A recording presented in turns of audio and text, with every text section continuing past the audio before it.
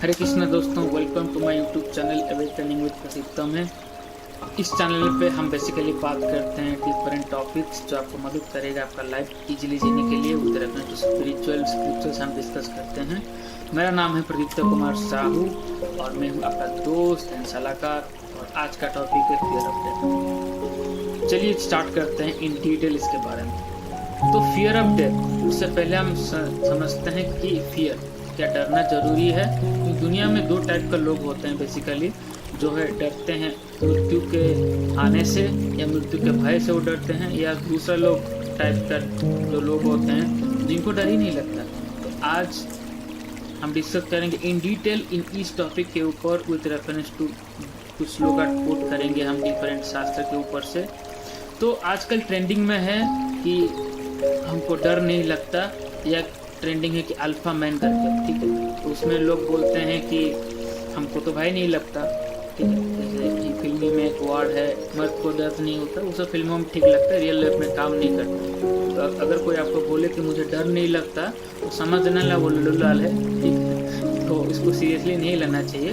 अब बता रहा हूँ एक कॉन्सेप्ट, अब ट्राई मत करना। कोई बोलेगा कि मैं डर नहीं लगता, दिवाली भी आ रही है, तो पटाखा लेना, उसको पता नहीं चलना चाहिए, उसके साइड में फोड़ देना, ठीक है, पटाखा। तो आपको पता चल जाएगा कि सच में डरता है या नहीं। तो जोक है, ट्राई मत करना, ठीक है। तो जो लोग बोलते हैं कि मुझे डर नहीं लगता तो झूठ बोलते हैं। वो डर सबको लगता है और डरना जरूरी भी है। क्यों?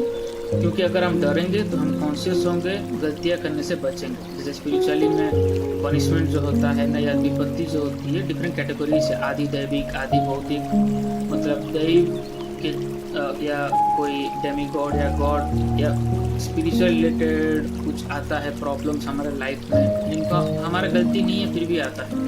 और नेचर भी देती है पनिशमेंट। जैसे किसी एरिया में बाढ़ आ गया या भूकंप आ गया, वो नेचुरल कैलामिटीज होता है, ठीक है। ये सब क्यों हो रहा है? इसलिए हो रहा है कि हमारा प्रारब्ध है या हमारा कुछ बुरे कर्म है, इसीलिए हमको भोगना पड़ रहा है। क्योंकि भगवान के परमिशन के बिना ये सब नहीं होता। भगवान परमिशन क्यों देते हैं? क्योंकि हमको वो सिखाते हैं कि भाई तुम्हारी गलती है, तुम ये समझो।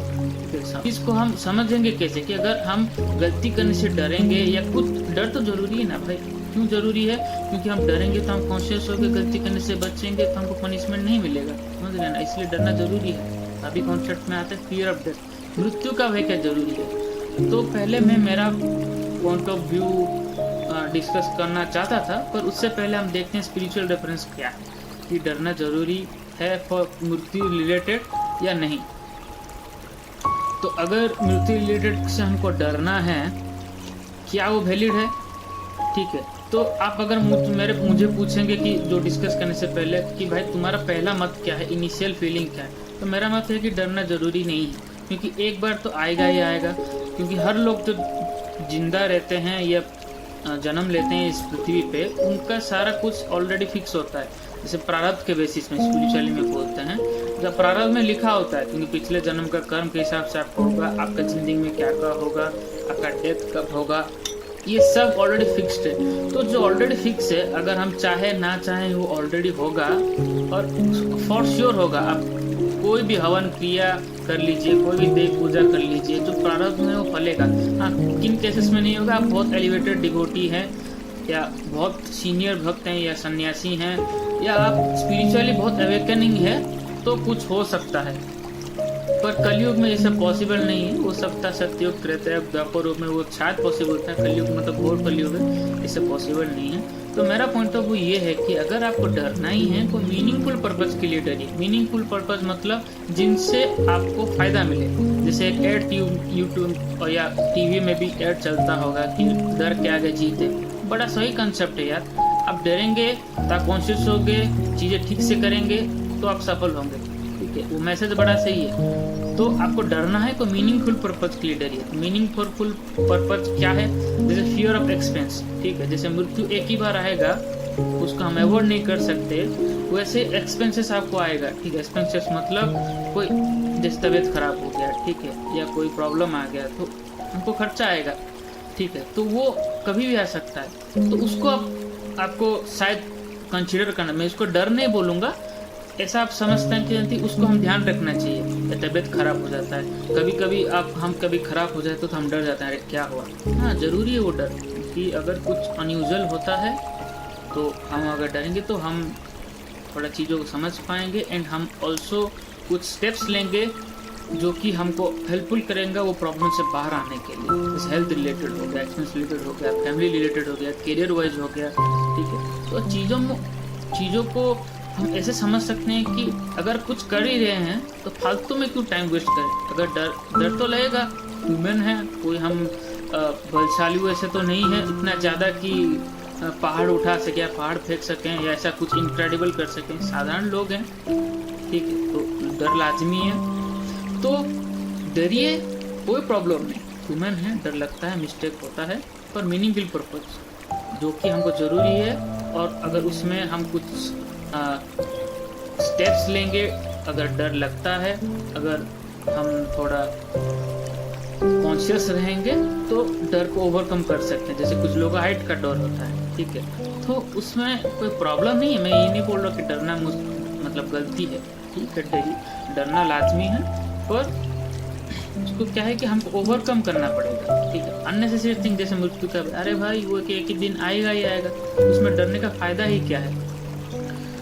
तो चलिए हमारा टॉपिक क्या आते हैं, मृत्यु का भय, फियर ऑफ डेथ। तो इसको समझने के लिए आप ये समझ सकते हैं, स्क्रिप्चर्स में बहुत कुछ स्टोरी दिया गया है, ठीक है। तो स्क्रिप्चर्स में क्या दिया गया है, जैसे कथा उपनिषद में एक संदर्भ आता है, एक ग्रेट पर्सनालिटी हुए थे नचिकेता, वो क्वेश्चन करते हैं यमराज जी को, ठीक है। वो क्वेश्चन करते हैं कि मृत्यु के बाद क्या होता है, मृत्यु रिलेटेड क्वेश्चन करते हैं, और यमराज जी तो है द गॉड ऑफ डेथ, ठीक है। तो वो बहुत अच्छे से आंसर देते हैं कि जो मृत्यु का जो भय करता है वो अज्ञानी है, क्योंकि मृत्यु एक एंड नहीं है, वो एक प्रोसेस है कि एक सोल बॉडी से जाता है, दूसरे शरीर में एंटर करता है, तो वो एंडिंग नहीं है, वो एक प्रोसेस है, एक लाइफ से दूसरे लाइफ ट्रांजिशन होना, ठीक है। जैसे मेरे पिछले वीडियो में मैं बात किया था सोल के बारे में कि वो ब्रेक नहीं होता, वो इटर्नल है, पार्ट ऑफ कृष्णा है, पार्ट ऑफ भगवान का एक अंश है, ठीक है। ये एक अच्छा स्टोरी दिया, उन्होंने डिटेल में समझाए हैं।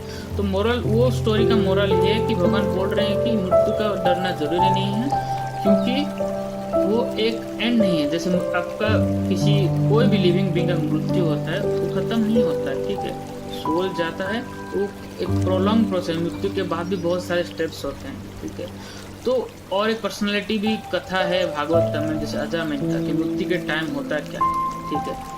तो बहुत सारी चीज़ें आप सुने होंगे कि यमदूत आते हैं। तो भागवतम का 6th कैंटो में बहुत चैप्टर्स में ऑन डिटेल बात की, तो दूसरे अगले अपकमिंग वीडियोस में उसके ऊपर डिटेल बात करूंगा उसके बारे में। तो उपनिषद में एक स्टोरी है, नचिकेता एक अच्छे पर्सनालिटी हैं, उनके बारे में वो जब क्वेश्चन करते थे हमारा जी बहुत अच्छे से आंसर देते, डरना क्यों जरूरी नहीं है, कि उससे हम इंस्पायर हो सकते हैं।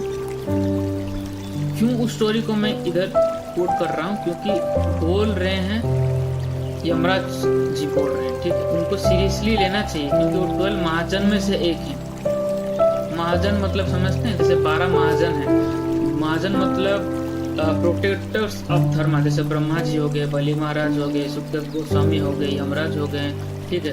वो समाज में जो धर्म स्थापना होता है, जो धर्म स्थापना का वो अथॉरिटी है, ठीक है, उनका रिस्पॉन्सिबिलिटी, बहुत लर्न पर्सन है, ठीक है। तो यमराज जी बोल रहे हैं नचिकेता को इन डिटेल कथा उपनिषद में।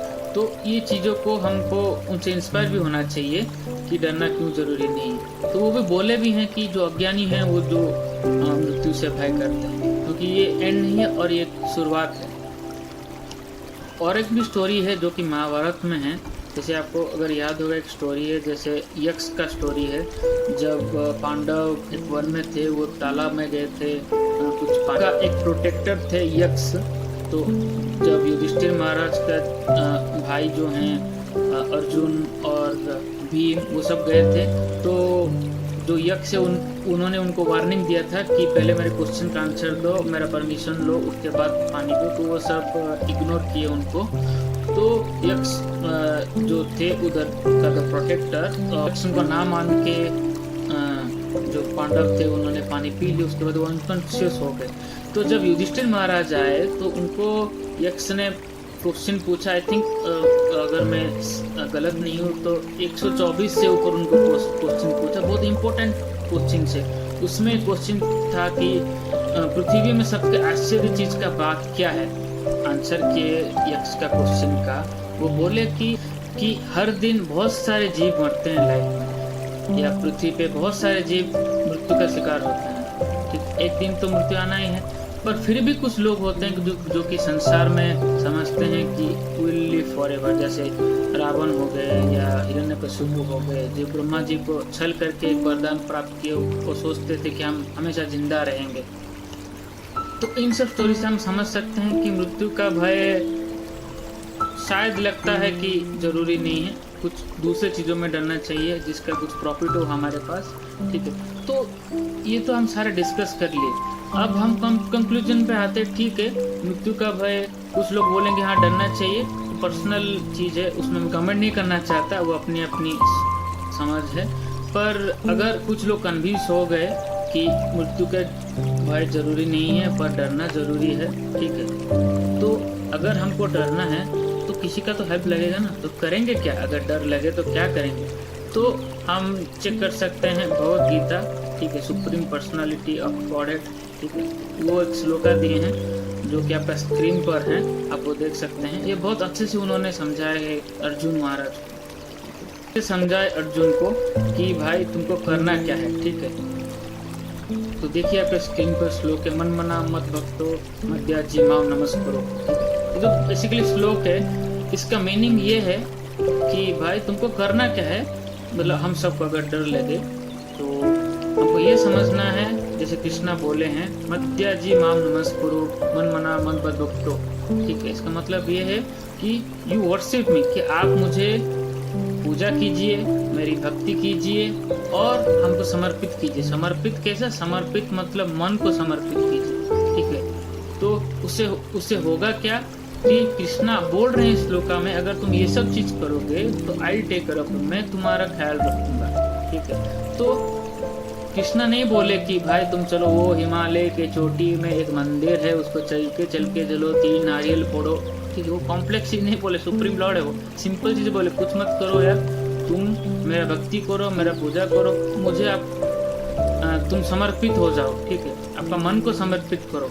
तो ये सब करोगे तो कृष्णा प्रोटेक्ट करेंगे हमको, और बहुत सारी चीज़ों को प्रोटेक्ट किए भी है, जैसे पर्सनैलिटी भी स्क्रिप्चर्स में गजेंद्र को कृष्णा प्रोटेक्ट किए। आई थिंक 1000 साल तक उनको, मतलब सेलेस्टियल बीइंग है, हमारे पृथ्वी पे वो सब नहीं हुआ है, तो कृष्णा उनको लास्ट में उनको हेल्प की। तो ये सब चीज़ों को लेके हम समझ सकते हैं कि फियर ऑफ डेथ नेसेसरी तो नहीं है, पर हाँ फियर इज नेसेसरी। तो करना क्या है, सिंपली आपको इन शॉर्ट में बता देता हूँ, भगवान का भक्ति करो। ठीक है, भगवान को भजो और समर्पित होंगे तो आपको चीज़ें बहुत आसान हो जाएगा। तो इसके बेसिस पे आप अपने डिसीजन ले सकते हैं। अगर कुछ कमेंट्स हो या इस टॉपिक को आपका कुछ दूसरा मत हो कि आप दूसरे तरीके से देखना चाहते हैं, तो आप कमेंट और शेयर कर सकती हैं आपके दोस्तों के साथ। एंड कुछ सजेशन हो कि इस टॉपिक को हम कैसे बेहतर समझ सकते हैं तो ज़रूर कमेंट कीजिए। तो आज के लिए इतना। हरे कृष्ण।